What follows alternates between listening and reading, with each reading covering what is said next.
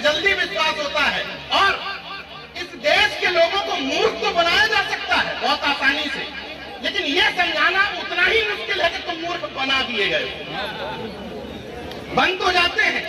इसलिए आज एक बात मेरे साथ दोहराइए, फिर मैं आप लोगों के बीच में व्यवधान नहीं बनूंगा।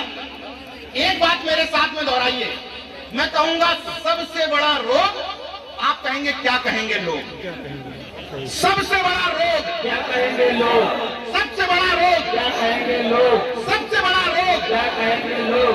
इसका मतलब जानते हैं, केवल रट्टू नहीं बनना है। ये मत सोचो कि हम ऐसा करेंगे तो पड़ोसी क्या कहेगा, ये मत सोचो कि हमारी पत्नी थोड़ा मॉडर्न हो जाएगी तो ये क्या कहेंगे, ये क्या कहेंगे, ये क्या कहेंगे। जिस दिन तुमने ये दिल से निकाल दिया कि ये क्या कहेंगे, उस दिन एक बैकवर्ड समाज का बच्चा, बहुजन समाज का बच्चा भी मेरी तरह पत्रकार बन जाए। वरना मेरे पिता भी चाहते थे कि प्राइमरी का अध्यापक बन जाऊं या चपरासी बन जाऊं, सरकारी नौकरी में किसी तरीके से सेट हो। इलाहाबाद यूनिवर्सिटी पढ़ने को भेजा, दिल्ली यूनिवर्सिटी पढ़ने को भेजा, तो कौन चाहता था कि पत्रकारिता में आ जाओ, क्योंकि पूछा जाता था पत्रकारिता में तो क्या पेपर बांटते हो क्या। लेकिन एक चीज बस जो थी जिसकी मैंने कभी परवाह नहीं की, कि सबसे बड़ा रोग। और अंतिम शब्दों के साथ बात खत्म करूंगा कि अगर अपने आस पड़ोस में कोई ताकतवर मजबूत शख्सियत पैदा करना चाहते हो तो तमंचे को तोप बनाना सीखो। और इसका मतलब क्या हुआ, आपके आसपास जिस लड़के को आप खलीहर कहते हो कि खाली है, कुछ नहीं करता, नेताओं के साथ फोटो खिंचाता है, अधिकारियों के चक्कर लगाता है, एप्लीकेशन ले लेकर के विभागों में जाता है, वो बहुजन मिशन के लिए फुल टाइमर है, फुल टाइमर। उस फुल टाइमर की इज्जत करना सीखो, उस फुल टाइमर को अपने बीच में महिमा मंडित करना सीखो और बताओ कि साहब बहुत बड़ा तोप, इसके पीछे तो पूरी जनता खड़ी।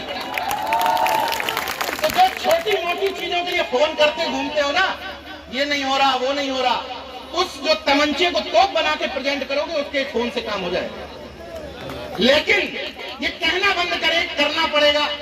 अच्छा उनका बच्चा क्या करता है, अरे कुछ नहीं, ऐसे घूमता रहता है, कभी इनके साथ फोटो खिंचाता है, कभी उनके साथ मंच पे बैठ जाता है, कभी उनके साथ बैठ जाता है।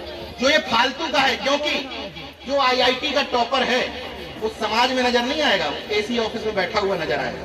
जो IAS में टॉप किया है ना, वो DM बनकर के कार्यालय में बैठा होगा। जिसको फालतू व्यक्ति कह रहे हो, खलीहर कह रहे हो, वही समाज के बीच में रगड़ता है और काम करता है। इसलिए सिपाही से लेकर लेखपाल से लेकर IAS करो, एक खाली व्यक्ति है जो समाज में, उसका भी महत्व है। इसलिए ये सोचना बंद कर दीजिए कि मैं तो छोटे पद पर हूं, मैं नौकरी में हूं या नहीं हूं। अगर आप चाहते हैं, आपके अंदर इच्छा शक्ति है, तो आप भी वो कर सकते हैं जो बड़े से बड़ा पद वाला भी नहीं कर सकता।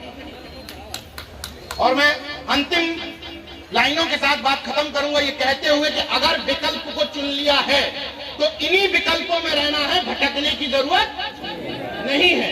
यही बुद्ध का मार्ग है, क्योंकि बुद्ध को बार बार कहते हैं कि बुद्ध को सत्य की खोज हुई, सत्य की खोज हुई। बुद्ध को क्या सत्य की खोज हुई? एक चीज बुद्ध को सत्य की खोज हुई कि इस दुनिया में कोई ईश्वर नहीं। यही बुद्ध को सत्य की खोज हुई। गलत तो नहीं कह रहा हूं? तो जब बुद्ध ने माना जिसको आप जिसका अपने आप को अन्यायी कहते हो कि कोई ईश्वर नहीं है, इसलिए इन चक्करों में मत फंसिए। तर्क, विज्ञान और मानववाद के हिसाब से काम करिए। क्योंकि अगर कोई आपसे कहता है कि आप धार्मिक नहीं हैं, तो सीना तान करके कहिए कि अम्बेडकरवादी और बुद्धिस्ट से बड़ा कोई धार्मिक नहीं हो सकता। क्यों नहीं हो सकता बताइए?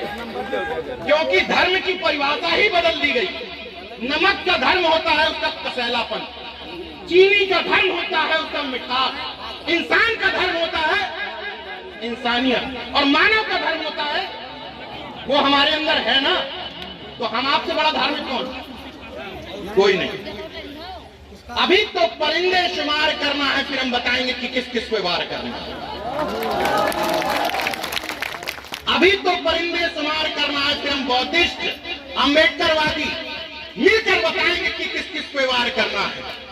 बड़ा क्रूर है पाखंडियों तुझे, मगर हम सबको जिद है कि दरिया को पार। जय भीम, इनकलाब जिंदाबाद जिंदाबाद जिंदाबाद।